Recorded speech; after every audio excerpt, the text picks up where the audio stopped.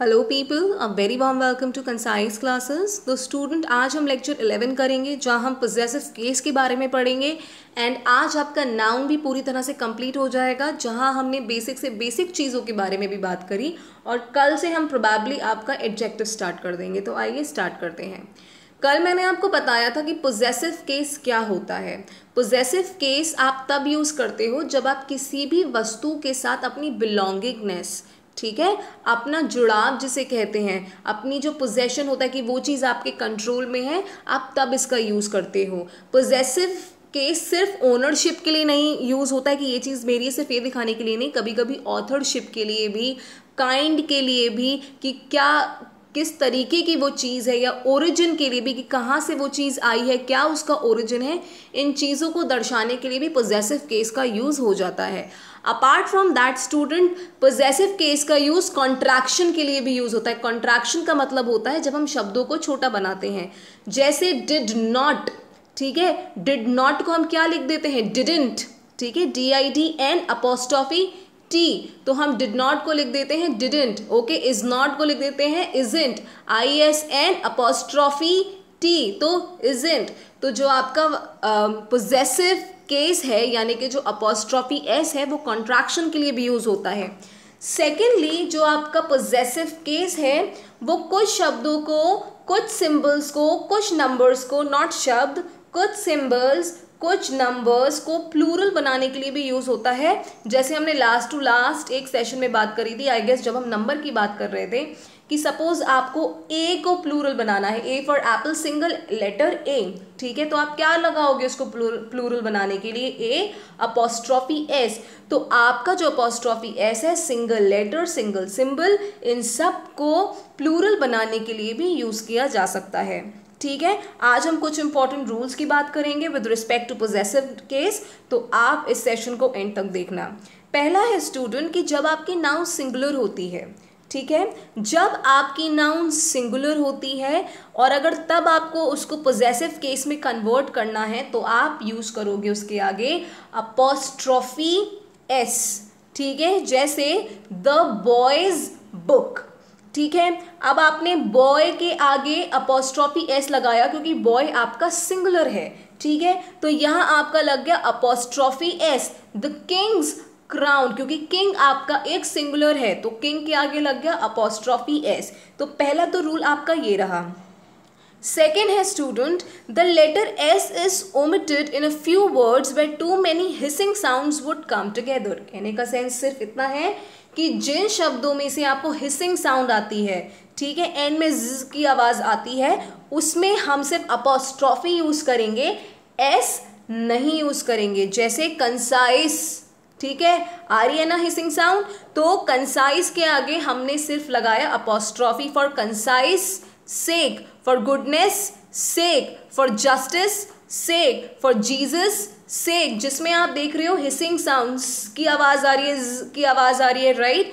Sorry, मुझे आपको करके बताना पड़ेगा क्योंकि एक्सप्लेन ऐसे ही करना पड़ेगा, ठीक है। तो जिन वर्ड्स में से आपको हिसिंग साउंड आ रहा है, हम उसके आगे यूज करते हैं सिर्फ अपोस्ट्रोफी, ना कि एस। बहुत इंपॉर्टेंट रूल है, दिमाग में रखना।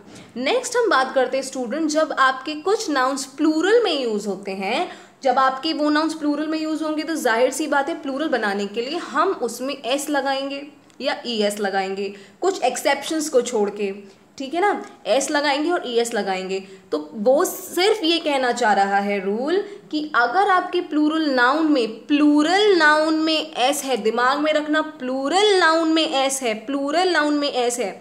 मैं ये क्यों बोल रही हूँ मैं आपको अभी फिर बताऊंगी। अगर आपके किसी प्लूरल नाउन में एस है, ठीक है, और तब आपको पोजेसिव केस का यूज करना है, तब भी आप सिर्फ अपोस्ट्रोफी का यूज करेंगे।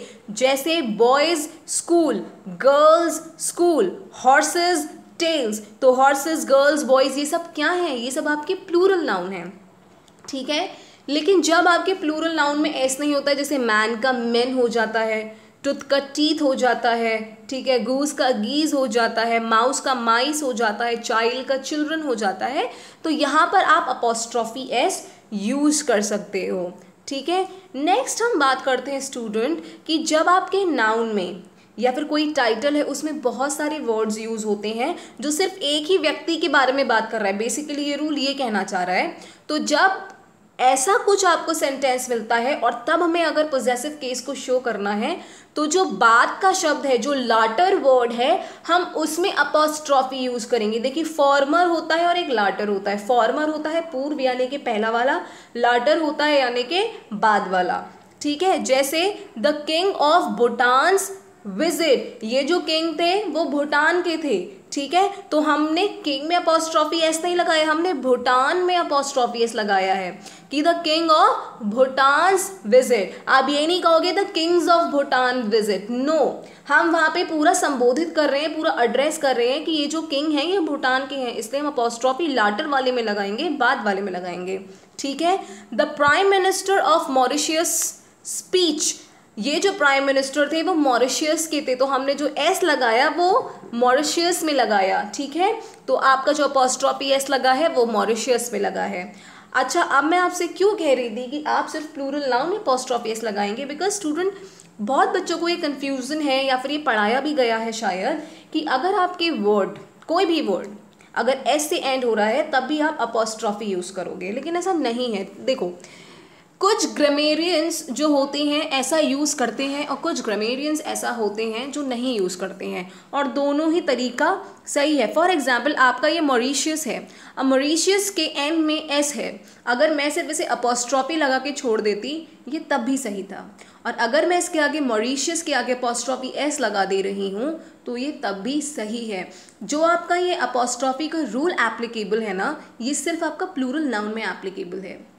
ठीक है, यहाँ अगर किसी वर्ड में आपको जो एस से एंड हो रहा है लेकिन वो प्लूरल नहीं है और उसमें अगर हिसिंग साउंड नहीं आ रही है, रिमेंबर हिसिंग साउंड नहीं आ रही है, प्लूरल नहीं है, चाहे वो किसी का नाम हो, किसी कंट्री का नाम हो, आप उसके आगे अपॉस्ट्रॉफी एस यूज कर सकते हो। ऐसा कहीं नहीं लिखा गया है कि अगर कोई वर्ड एस से एंड हो रहा है तो आप उसके आगे सिर्फ अपॉस्ट्रॉफी यूज करोगे। ये सिर्फ ग्रामेरियंस पे डिपेंड कर रहा है, और कुछ ग्रामेरियंस इस बात को मानते हैं कि हाँ आप सिर्फ अपॉस्ट्रॉफी यूज करो, एस नहीं, और कुछ ग्रामेरियंस जो होते हैं वो अपॉस्ट्रॉफी एस यूज करते हैं, तो आप कुछ भी यूज कर सकते हो। ठीक है, नेक्स्ट हम बात करते हैं स्टूडेंट, जब दो नाउन्स आपकी एपोजिशन में होती हैं। एपोजिशन का मतलब होता है कि बिल्कुल नेक्स्ट टू ईच अदर होती हैं। ठीक है, तो जो पोजेसिव साइन जो होता है वो बाद वाले पे लगाया जाता है, जैसे that is Tagore the poets house. अब टैगोर और पोएट दोनों एक ही तो हैं। ठीक है, हमने इसके बारे में एक्स्ट्रा इन्फॉर्मेशन दी है। अब जो ये स्टूडेंट एक्स्ट्रा इन्फॉर्मेशन है इसको हम कहते हैं एट्रीब्यूट। ठीक है, लेकिन ये एट्रीब्यूट बहुत ज़्यादा डेप्थ में चला जाएगा, आपके केवीएस के हिसाब से ये इतना डेप्थ भी इम्पॉर्टेंट नहीं है। आप सिर्फ इतना समझो कि टैगोर द पोएट, तो टैगोर ही तो पोएट है, right, that is Tagore the poet. तो यहाँ पे हम टैगोर की ही बात कर रहे हैं, तो आप टैगोर में अपॉस्ट्रॉफी एस नहीं लगाओगे, इसके जो एपोजिशन में नाउन है, एपोजिशन में नाउन है जो इसके नेक्स्ट टू ईच अदर है, दैट इज पोएट, आप उसमें अपॉस्ट्रॉफी एस लगाओगे, that is Tagore the poets house. ठीक है, नेक्स्ट हम बात करते हैं स्टूडेंट, जब दो नाउन्स क्लोजली कनेक्टेड होती हैं, बहुत इंपॉर्टेंट है, जब हमें कॉमन पोजेशन दिखाना है या फिर हमें स्प्लिट पोजेशन दिखाना है। ये जो रूल है स्टूडेंट, हम कॉमन पोजेशन का पढ़ रहे हैं। जैसे आप पहला वर्ड पढ़ रहे हो करीम एंड सलीम्स बेकरी, तो आपने देखा जो अपॉस्ट्रॉफी एस है वो सिर्फ सलीम के बाद है। ठीक है, तो इसका मतलब ये होगा कि ये जो बेकरी की हम बात कर रहे हैं ये सिर्फ करीम की नहीं है, सिर्फ सलीम की नहीं है, ये दोनों की है। ठीक है, तो करीम एंड सलीम्स बेकरी, तो जब आपको कॉमन पोजेशन दिखाना होता है, जब आपको किसी सेंटेंस में कोई शॉप अगर दोनों की दिखानी है या फिर कोई पोजेशन दोनों का दिखाना है, ठीक है, कॉमन पोजेशन बेसिकली आपको दिखाना है, तो उस केस में आप जब अपॉस्ट्रॉफी एस यूज करेंगे तो आप बात वाले नाउन के साथ करेंगे। ठीक है, Karim and Salim's bakery, William and Mary's house, मतलब ये जो घर है वो विलियम का भी है और मैरी का भी है, तो आपने बाद वाले के साथ अपॉस्ट्रॉफी एस यूज करा, सो इसे हम कहते हैं स्टूडेंट कॉमन पोजेशन। अब हम बात करते हैं स्टूडेंट स्प्लिट पोजेशन की। अब स्प्लिट पोजेशन क्या होता है कि जब आपकी दोनों नाउन्स के साथ अपॉस्ट्रॉफी एस यूज कर रहे हो, ठीक है, और जो पोजेशन दिखा रहे हो वो दोनों का अलग अलग दिखा रहे हो, जैसे राजा राउज एंड आर के नारायण्स नॉवेल्स। अब यहाँ पे हम दोनों के नॉवेल्स की बात करें कि एक तो है राजा राउज की नॉवल, एक है आर के नारायण्स की नॉवेल्स, ठीक है, दोनों की नॉवेल्स एक नहीं है, ठीक है। तो जब हमें स्प्लिट पोजेशन दिखाना है तो राजा राव की भी नॉवेल्स की हम बात कर रहे हैं और आर के नारायण्स की भी हम नॉवेल्स की बात कर रहे हैं। दैट इज वाई हमने जो अपॉस्ट्रॉफी एस यूज करा है वो दोनों नाउन्स में यूज करा है। गोल्डस्मिथ्स एंड काउपर्स पोएम्स, अब यहाँ पे हम पोएम्स की बात करें, कविताओं की बात कर रहे हैं, तो हम गोल्डस्मिथ्स की पोएम्स की भी बात कर रहे हैं और काउपर्स की भी पोएम्स की बात कर रहे हैं। सो आई होप आपको ये रूल भी क्लियर हुआ होगा। नेक्स्ट स्टूडेंट, हम पोजेसिव केस कब कब यूज़ करते हैं। देखिए पोजेसिव केस हमेशा आपका लिविंग थिंग्स के साथ होता है यूज़, ठीक है। जब भी आपको पोजेशन दिखाना है तो आप ये पोजेसिव केस यूज़ करोगे लिविंग थिंग्स के साथ। जैसे अंकिताज बॉटल, अंकिता क्या है, एक लिविंग थिंग है ना, तो ये अंकिता की बॉटल है। ललित्स बुक, तो ये बुक किसकी है, ललित की है, राइट। नेक्स्ट है स्टूडेंट कि आप ये कभी भी नॉन लिविंग थिंग्स के साथ नहीं यूज़ करते हो। पोजेसिव केस कभी भी नॉन लिविंग थिंग्स जो निर्जीव होती हैं उनके साथ नहीं यूज़ हो सकता है। जैसे आप कहते हो द टेबल्स लेग, हम कभी भी नहीं कहेंगे द टेबल्स लेग। अब टेबल कोई आपकी चलती फिरती चीज़ थोड़ी है, तो हम ऐसे केस में कहते हैं the leg of the table. The books cover, अब बुक्स आपकी लिविंग थिंग थोड़ी है, the cover of the book. तो इस पॉइंट को भी दिमाग में रखना कि पोजेसिव केस हमेशा आपका लिविंग थिंग्स के साथ यूज होता है, ठीक है। लेकिन क्या होता है जब आप किसी भी नॉन लिविंग थिंग का मानवीकरण कर देते हो, पर्सोनिफिकेशन कर देते हो, ठीक है। बेसिकली ये आप जो ये कविताएं पढ़ते हो, प्रोज पढ़ते हो, उसमें इस रूल का ज़्यादा यूज होता है, ठीक है।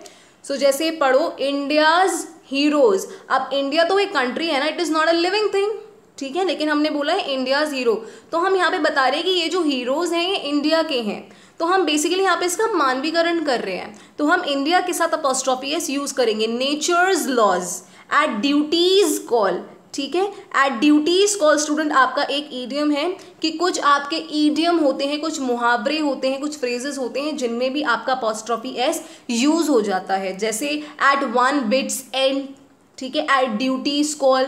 तो ये कुछ इडियोमैटिक एक्सप्रेशंस भी ऐसे होते हैं जहां आप अपॉस्ट्रॉफी एस यूज कर लेते हो, लेकिन एक रूल स्टिक रहना है उसमें कि नॉन लिविंग थिंग्स के साथ नहीं यूज होता है, लिविंग थिंग्स के साथ ही यूज होता है। पर अगर आप कभी कभी कुछ ऑब्जेक्ट्स का पर्सोनिफिकेशन कर देते हो, ऐसा रूल आपको बहुत कम देखने को मिलता है, लेकिन अगर देखने को भी मिल जाता है तो सेंटेंस के कॉन्टेक्स्ट पर जाना कि कहीं उसका मानवीकरण तो नहीं हो रहा है, कहीं उसका पर्सोनिफिकेशन तो नहीं हो रहा है, ठीक है, क्योंकि तब हम उसमें अपॉस्ट्रॉफी एस यूज कर सकते हैं, ठीक है। नेक्स्ट है स्टूडेंट की जो नाउन्स डिनोट करती हैं स्पेस, टाइम, वेट। स्पेस का मतलब डिस्टेंस डिनोट कर रही है, टाइम डिनोट कर रही है, वेट डिनोट कर रही हैं, ठीक है, तब हम उनके साथ अपॉस्ट्रॉफी एस यूज कर सकते हैं। जैसे अ डेज मार्च कि पूरे एक दिन की मार्च थी, ठीक है। अ वीक्स हॉलीडे, पूरे एक वीक की हॉलीडे थी। इन अ ईयर्स टाइम यानी कि 1 ईयर फ्रॉम नाउ, ठीक है। अ स्टोन्स थ्रो, ये डिस्टेंस दिखा रहा है, अ स्टोन्स थ्रो। अ फुट्स लेंथ यानी कि 1 फुट की लेंथ। अ पाउंड्स वेट, यहाँ ये वेट दिखा रहा है। तो आप नाउन में अपॉस्ट्रॉफी एस तब यूज कर सकते हो अगर वो आपका स्पेस यानी कि डिस्टेंस, टाइम और वेट शो करती है, ठीक है। So that's all in today's session people. आज का आपका नाउन कंप्लीट हो चुका है, अब नाउन में कुछ नहीं बचा है, ठीक है। कल से हम अपना एडजेक्टिव स्टार्ट कर देंगे। सो आई होप आपको अब तक के सारे सेशंस फ्रॉम नाउन समझ में आए होंगे। अगर समझ में आए हैं तो कमेंट सेक्शन में ज़रूर बताएं आप लोग, ठीक है। हर वीडियो को लाइक करें, चैनल को भी सब्सक्राइब करें जो भी फर्स्ट टाइम देख रहा है, और ज़्यादा से ज़्यादा आप लोग शेयर करो सो दैट बहुत सारे बच्चे इस चैनल पर आ सके और अपनी इंग्लिश को स्ट्रॉन्ग बना सके, ठीक है। एक और बात स्टूडेंट, बिना लेक्चर्स देखे क्विज टेलीग्राम पे मत खेला करो। अगेन आई एम रिपीटिंग, क्योंकि मैं आपसे अगर कोई भी क्वेश्चन पूछ रही हूँ वो आपका विद रिस्पेक्ट टू लेक्चर्स ही है, जो मैंने आपको पढ़ाया है उसको फॉर अ रिविजन मैं आपसे क्विज में पूछती हूँ। और अगर आप क्विज वहाँ पर सिर्फ आकर मज़े में खेल रहे हो, या फिर आप ये सोच रहे हो कि मुझे तो इंग्लिश आती है, या फिर जो भी है, ठीक है, तो आप ऐसा मत करो, ठीक है। मैं आपको इंग्लिश बहुत बेसिक से पढ़ा रही हूँ एंड ट्रस्ट मी, इस तरह से आपको कोई नहीं पढ़ाएगा, ठीक है, कोई भी नहीं पढ़ाएगा, क्योंकि केवीएस या फिर जितने भी टीचिंग एग्जाम्स है, टीचर्स आपको सिर्फ उतना ही पढ़ाएंगे जितना आपके एग्जाम के लिए रेलेवेंट है। मैं आपको रेलेवेंट के साथ साथ एक्स्ट्रा इन्फॉर्मेशन भी दे रही है सो दैट आपकी इंग्लिश की समझ स्ट्रांग हो सके, ठीक है ना। सो आप अगर वहाँ पे क्विज खेलते हैं तो पहले आप वीडियोस ज़रूर देखें। Thank you so much.